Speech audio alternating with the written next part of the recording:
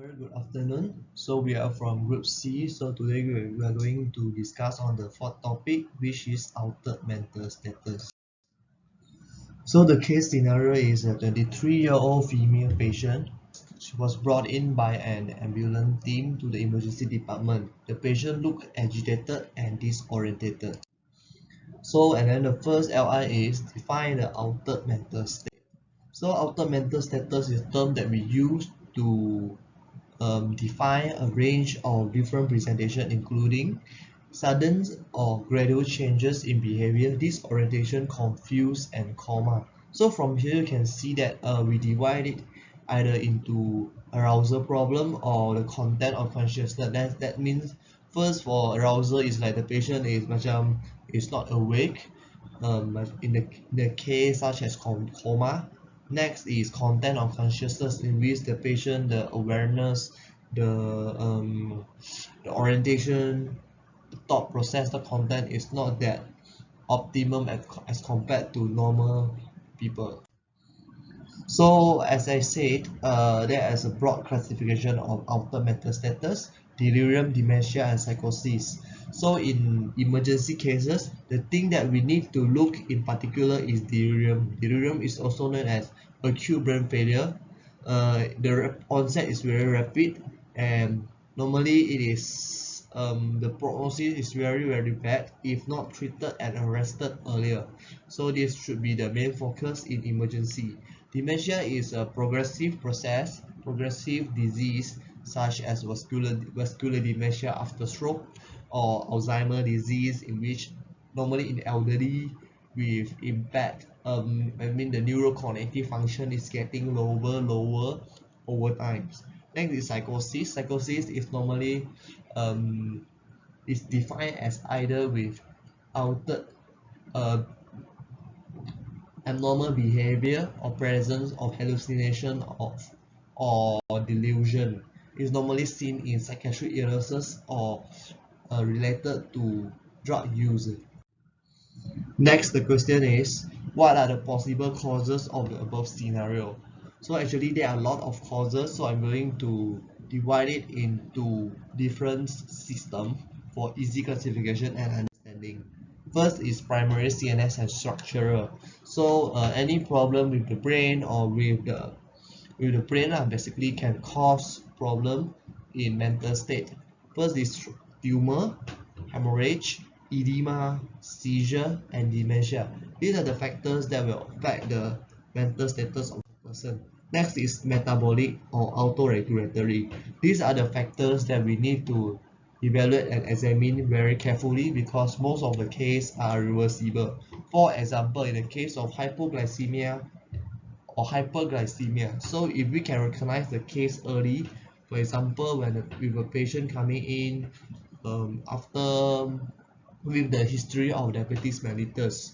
So let's say we know that the patient was being told to just adjust the dose of insulin, so we might suspect hypoglycemia, and the bedside dextro stick show a very low reading, so we can immediately arrest it, and perhaps the patient can regain the consciousness or regain the normal mental status very soon after we correct the metabolic disturbances.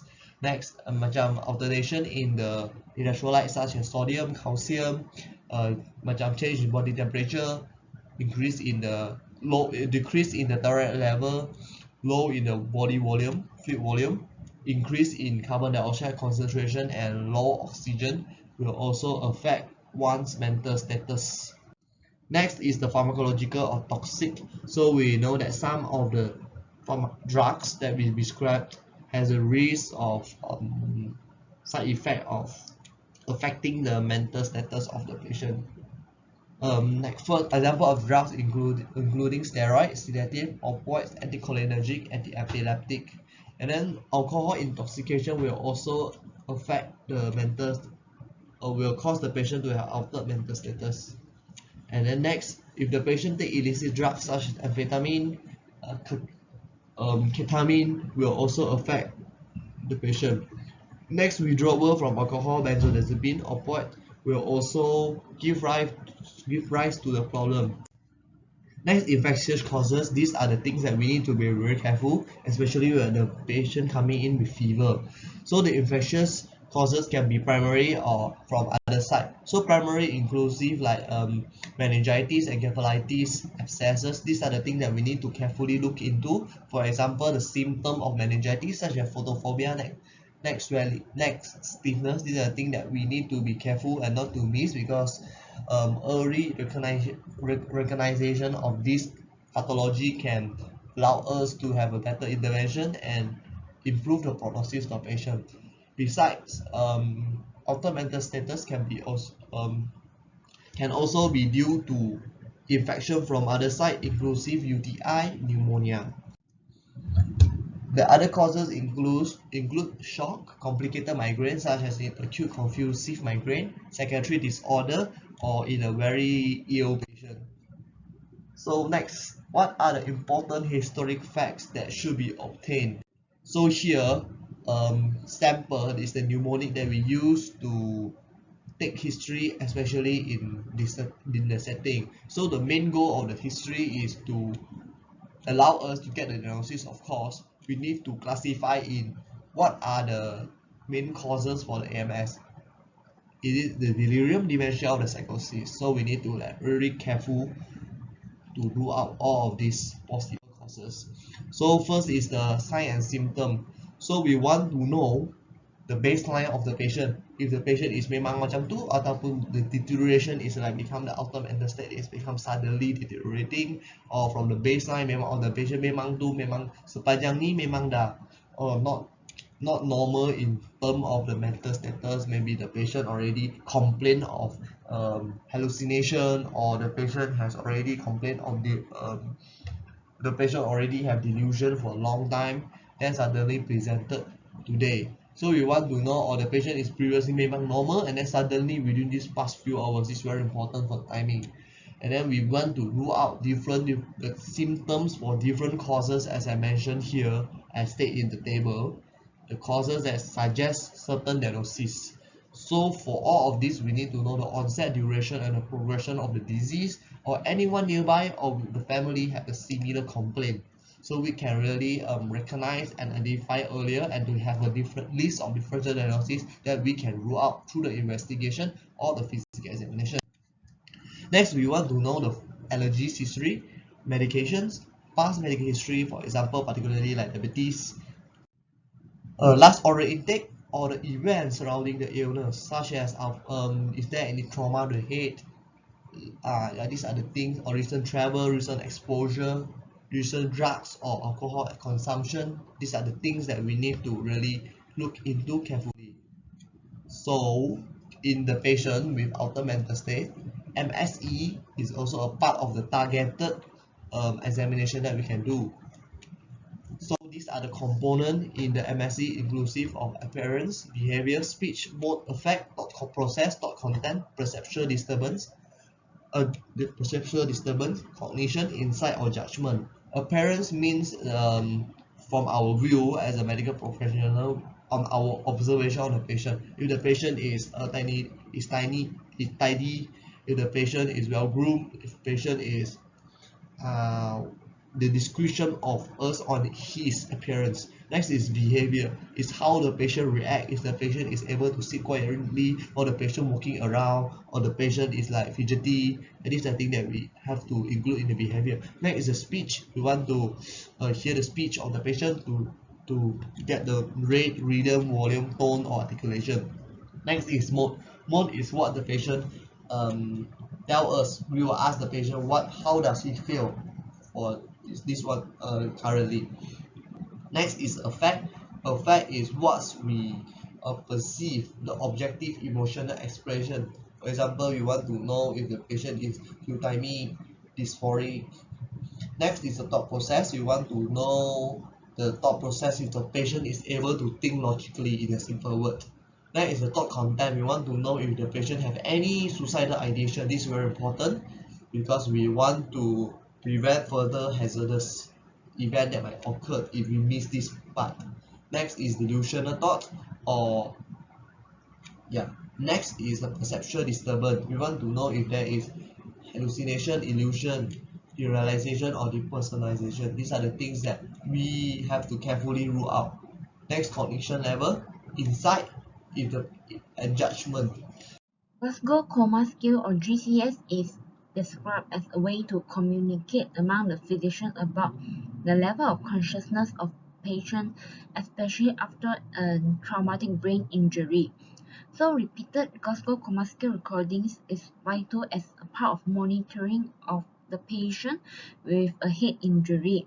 If there is a fall in the Glasgow Coma score, it may indicate a potentially serious deterioration and warrant a search for the correctable condition.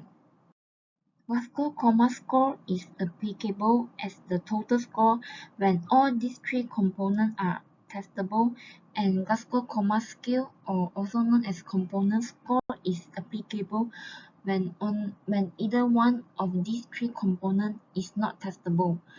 And GCS is divided into eye, verbal, and motor. For the eye opening, we give maximum 4 points when the patient open their eyes spontaneously as we approach them, or if they do not, they only open their eye when there is verbal command from us, then we give them 3 points. If they only open their eye to the pain stimulus such as the fingertip pressure that we apply for at least 10 seconds, then we will give them 2 points. If there is no eye opening at all, it will be 1 point. If there is local factors such as trauma or swelling of the eye that they are unable to open their eye, then it is considered not testable. For the verbal response, if the patient able to answer our question and they are oriented, then they will be given 5 points. If they look confused but able to answer the question in phrases or sentences, then they will be given 4 points. If they give out words that are unrelated to our question, for example, Encik tahu tak sekarang Encik gimana? Then they answer kereta api, kapal terbang, makanan, which they are able to answer but in words and are unrelated to our question, then we will give them 3 points. If they are moaning or groaning, producing incomprehensible sounds of speech, then they will be given 2 points. If there are no verbal response at all, then it will be 1 point. If there are local factors such as intubation, then it will be put as not testable. For motor response, maximum 6 points will be given to patients who are able to obey our command for movement. For example, boleh tak Encik pegang tangan saya? If they are not able to do, we may change the instructions such as boleh tak Encik buka mulut dan keluarkan lidah. If they are able to obey the command, then they will be given 6 points. If they did not, then we will apply central stimulus such as pressure at the supraorbital notch or squeeze at the trapezius area. If they are able to move their hand to the stimulus above the clavicle and it is a purposeful movement, we will consider it as localizing and give them 5 points. If they are not able to show localizing movement, then we will need to consider if there is flexion or abnormal flexion. If they are able to bend their elbow like rapidly away from the pain, and then we will give them 4 points. Or if we apply pressure at the sternal area and they are able to move their body to shake the stimulus away, then this is given as 4 points as well. If there is abnormal flexion in which the patient shows decorticate posture when we apply the peripheral painful stimulus, in which the patient adduct or internal rotate their shoulder, pronate their forearm, flex their wrist, then we will give them 3 points. If they extend their hand and neck, arm, leg in extended position, and the patient is rigid with clenched teeth, then it is considered as decerebrate posture. When we apply the peripheral painful stimulus, then it is considered as 2 points. If there is no motor response at all, then we will give them 1 point. If there is local factor like patient is paralyzed, then we will put as not testable. GCS is useful especially to do at patient after an acute traumatic brain injury so that we can classify the severity. If patient have 13 to 15 points, then we will classify their brain injury as mild. If they have 9 to 12 points, then we will classify them as moderate. And if the point is about 3 to 8, then the patient is having severe brain injury. This is the decorticate posture and decerebrate posture that I have mentioned in the motor response of GCS. For the decorticate posture, it may indicate cerebral hemisphere lesion involving the internal capsule or thalamus, while for the decerebrate posture, it may indicate lesion in the brainstem, like midbrain. It is important to measure the temperature in patients with altered mental status to identify the causes of the altered mental status. If the patient have hyperthermia, then we may suspect there is ongoing infection such as meningitis, encephalitis, brain abscess, cerebral malaria, or metabolic causes such as thyroid crisis, drug intoxication such as amphetamine, neuroleptic malignant syndrome, or heat stroke, especially when the temperature is more than 40 degrees Celsius. We will suspect if the patient is acutely intoxicated with drugs such as opiate, which is a CNS depressant, or alcohol when patient is having hypothermia.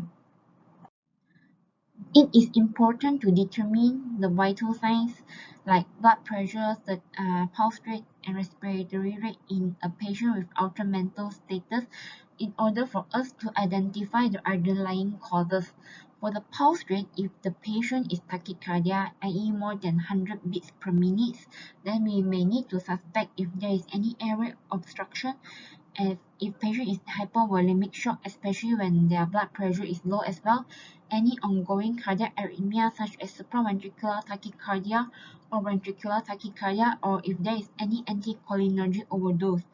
And we may need to suspect if patient is having bradycardia which is less than 60 beats per minute, if there is any hypoxia, one of the reversible causes of altered mental status, any hypothyroidism or increase in intracranial pressure, which is one of the signs of Cushing reflex. For the blood pressure, if patient is hypertension, the causes are more on central lesions such as increase in intracranial pressure, hypertensive encephalopathy, or cerebral hemorrhage. If patient is having low blood pressure, we may need to suspect hypoxia, shock, or poisoning such as snake bite. If patient is having tachypnea such as like 30 plus breath per minute, then we may need to see if patient is having any DKA or in sepsis. And if patient is having slow breathing, then we may need to suspect poisoning such as acute intoxication of opioid. Cincinnati Stroke Scale is one of the important pre-hospital stroke scale assessment, and we will do in 3 parts such as facial drooping, arm drift, and abnormal speech. We will ask the patient to show their teeth or smile. If the patient face is able to move equally both sides, and it is normal. If one side did not move as well as the other side, then we will consider the patient may having facial droop. If for the arm drift, we will ask the patient to close their eye and have their both arms lifted. If one of the arm drop or the other hand unable to move as well as the another one, then we will consider that as abnormal or having motor weakness. If patient have abnormal speech while they repeat the sentence, "You can't teach an old dog new tricks." If they are having slurred speech or they use the wrong word or they are unable to speak, then we will consider that as abnormal. For the interpretation of Cincinnati Stroke Scale, if any one of these 3 signs are abnormal, the probability of them having stroke is about 72%. So next, what are the bedside tests that should be obtained for altered mental state patient, and briefly explain why they should be performed. There are several bedside tests that can be performed. The first one is pulse oximetry. Pulse oximetry is done to look any signs of hypoxia. Dextrosity is done in order to rule out hypoglycemia. hyperglycemia in diabetic ketoacidosis patient and hyperosmolar hyperglycemic stage patients. Electrocardiography is done in order to rule out any cardiac causes such as myocardial infarction and arrhythmia. Arterial blood gas is done to rule out is there any hypoxemia, hypercapnia, metabolic acidosis in DKA patients, respiratory acidosis due to substance abuse such as stimulants, for example, amphetamine. Urine toxicology is to look for any substance abuse such as in morphine, barbiturates, and amphetamine. And blood alcohol content can be done. This is also known as blood alcohol concentration. It is done to rule out alcohol intoxication. Normally, for alcohol intoxication, we will ask the patient to breathe in breathalyzer device. Next is describe the role of CT scan in this patient. First of all, we need to know what are the indications of CT scan. There are several indications. The first one is to rule out any head trauma. We can look for any signs of stroke, any persistent severe headache, any space-occupying lesions, seizures, any suspected of the hydrocephalus, any suspected of intracranial hematoma, unexplained change in mental status, vascular occlusive disease, or evaluation of aneurysm. So, CT scan is done in this patient is due to the unexplained change in mental status of the patient. In view of altered mental status of the patient, role of CT scan in this patient is vital in order to detect is there any site of involvement and any structural changes that occur in the brain. There are several things that we should look for. The first one is cerebral infarction. It can be due to atherosclerosis, embolism, and coagulopathy, especially in young adults. There will be hyperdense lesion over the affected area. Next is intracranial hemorrhage. If we suspect the patient to have any traumatic brain injury, the findings will be hyperdense lesion over the affected area. Next is space-occupying lesion due to tumor or abscess formation. The findings will be there is a hyperdense lesion with surrounding tissue edema and it may be presented with midline sheath involvement. Next is acquired hydrocephalus due to hemorrhage, infection, or tumor. Normally, the findings will be enlarged ventricles and the patient may have any midline sheath involvement. Next is describe the initial treatment for the patient. Initial treatment, we can do primary survey. Primary survey consists of A, B, C, D, E. The first one is A. A indicates airway. If the airway is patent, if the patient is able to talk, any presence of the airway blockage that is due to the foreign body, blood, vomiting, and edema, and is there any cervical spine injury? If the patient has any cervical spine injury, we need to do some kind of intervention such as use properly fitted collarbone in order to support. And we need to do manual instabilization. Next is B. Breathing. We need to inspect the patient if the patient had cyanosis, any use of the accessory muscles that indicate the patient is in respiratory distress, look for the depth and rhythm of the breathing, the tracheal position, chest expansion and percussion, and listen over the breath sound on auscultation. And then C. C is circulation. For circulation, we need to inspect for the skin color of the patient. Is it pale or red? We need to feel for the peripheral temperature. Is it cool or warm? And then we need to look for the blood pressure measurement, capillary refill time, pulse rhythm, and volume. Next is D. D stands for disability. For disability, we need to look for the consciousness level of the patient via checking through Glasgow Coma Scale or ABPU score. ABPU score stands for the mnemonic of alert, verbal, pain, and unresponsive. I will explain more on the next slide. And then we check on the pupils. If the pupil is constricted, there may be possible of opioid overdose, pesticide poisoning. If it is dilated, it may indicate any stimulant drug use or opioid withdrawal. Unequal pupils will indicate the patient had any head injury, which subsequently caused increase in the intracranial pressure. Next, we need to change for strength and sensation. Strength and sensation, if there is a weakness or reduce over the sensation towards one side, it indicates tumor or stroke. And we need to check for glucose. For glucose, we need to check if the patient is in hypoglycemic state or hyperglycemia, especially in diabetic ketoacidosis patients. Next is E. E stands for efforts or environment.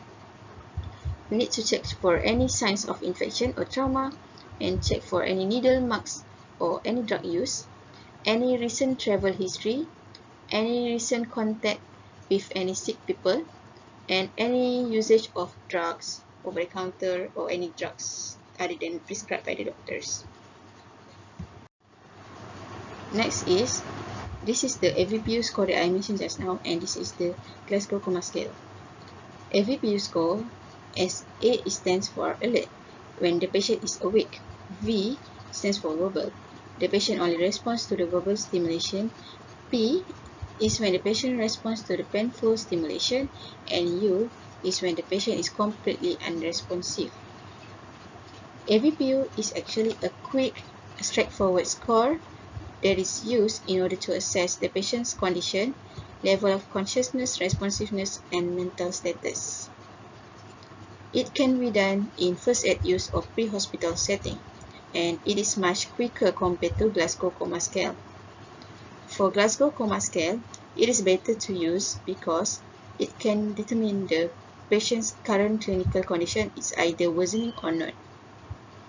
Score for Glasgow Coma Scale, for mild, it indicates of 13 to 15, 9 to 12 indicate any moderate, while for 3 to 8 indicates there is a severe head injury that might need any intubation. For AVPU, A responds to the 15 in the Glasgow Coma Scale.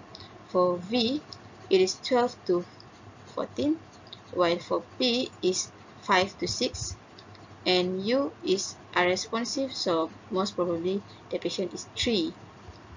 Any point below A indicates the patient needs assessment. And this is the sample history that my friend mentioned just now. It consists of S, signs and symptoms, allergics, M, medications, past medical history, last meal, and any related events.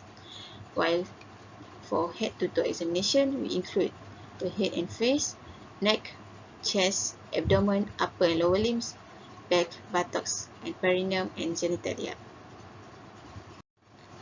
Treatment of the patient is involving of underlying causes need to be treated and supportive care need to be done.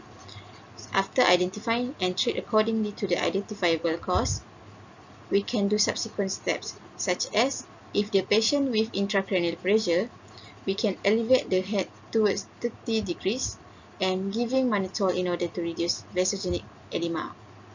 We can also discharge the patient that is already resolved the causes of coma with a home care and a proper follow-up care.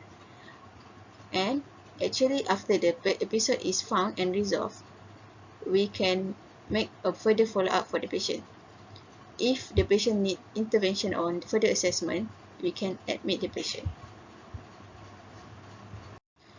As I mentioned just now, after primary survey is done, consists of airway, breathing, circulation, disability, and exposure, we can do secondary survey. Secondary survey involving history taking by sample history, physical examinations by taking GCS, vital signs from head to toe, and do subsequent steps such as do appropriate blood investigations, any other investigations that need to be done such as CT scan, lumbar puncture, any appropriate management such as hydration and nutrition, and put any binaural catheter to the patient.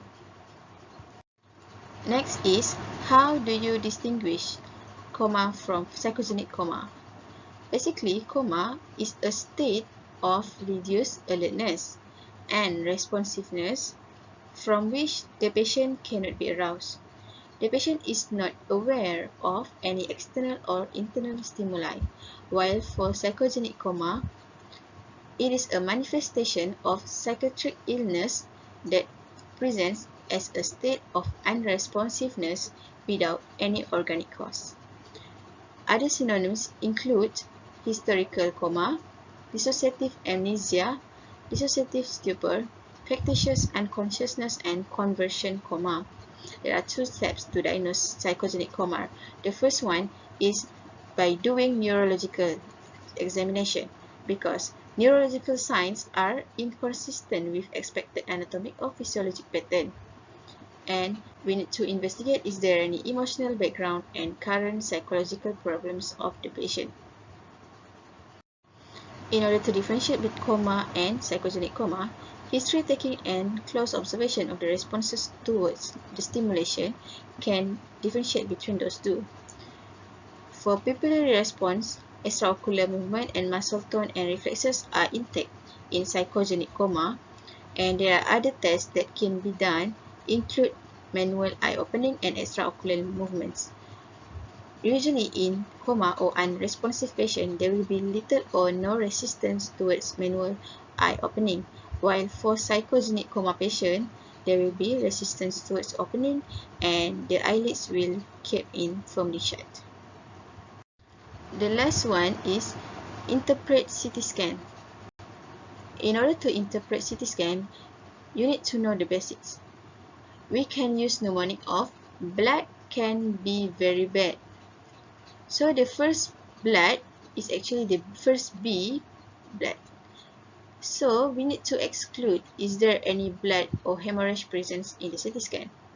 We need to exclude, is there any extradural hematoma, subdural hematoma, subarachnoid hemorrhage, intraventricular hemorrhage, and intracerebral hemorrhage. For extradural hematoma, the lesion will be in biconvex lesion and the lesion will not cross the suture line. For subdural hematoma, it will be present in crescent shape and it can cross the suture line. So for subarachnoid hemorrhage, it may be very subtle. Subarachnoid hemorrhage can extend into the ventricular system. Always to look for at the posterior horns, as the blood will be collected there, because subarachnoid hemorrhage is actually the hemorrhage into cerebrospinal fluid and cisterns. Next is we look for any intraventricular hemorrhage that may be due to trauma, and intracerebral hemorrhage that is may be due to hemorrhagic stroke, trauma, and hypertension. And then we look for the next C, can, cistern. In cistern, cistern is actually spaces formed by the opening in the subarachnoid space in between arachnoid matter and PR matter, and it is filled with cerebrospinal fluid. In cisterns, we will look for the effacement, any blood, or any asymmetrical shape. For the major cisterns that we look for is actually 4: ambient, suprasellar, quadrageminal, and sylvian. Based on the picture here, this is the sylvian cistern. This is the quadrigeminal cistern over here. This is the suprastellar cistern in the middle one. And then this is a circummencephalic cistern, which is known as ambient cistern. Next is B, brain. In brain, you need to assess gray and white matter differentiation. Loss of differentiation between this matter can indicate signs of middle cerebral artery infarction. In the brain, you need to look for the asymmetry, abnormal shift in the brain tissue, sulcal effacement. When normal gyral, it will present in sulcal pattern, but when there is no longer visible of the sulcal pattern and gyral pattern, So it indicates there is an increase in intracranial pressure, maybe to the hydrocephalus, tumor, or encephalitis. And then hypodense or hyperdense lesion. Hypodense lesion will occur maybe due to air, fat, ischemia, tumor, and hyperdense is due to blood, IV contrast, and any calcification. Next is ventricles. Ventricles, we will look for is there any dilatation, any compression, any hemorrhage, and any asymmetry changes, especially over the lateral ventricles, third and fourth ventricles. Next, the last one is B, bone. In bone, we look for is there any fracture and any superficial soft tissue injury and any presence of the tumor. Next is a plain CT scan of brain was performed.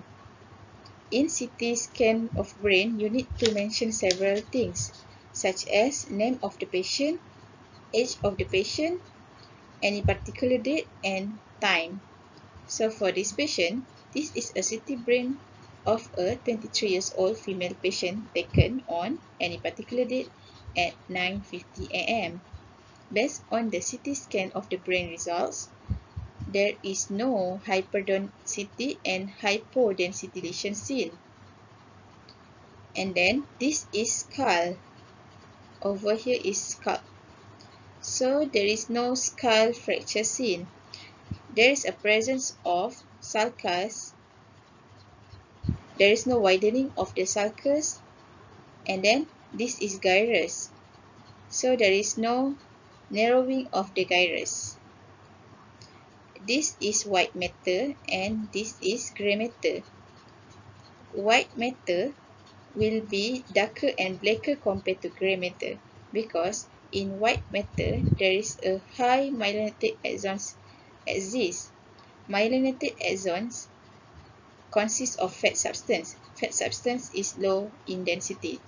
That makes the white matter to be blacker compared to the grey matter. While in the grey matter, they consist only a few axons, but high number of cell bodies which indicate high cellularity that makes it whiter compared to the white matter.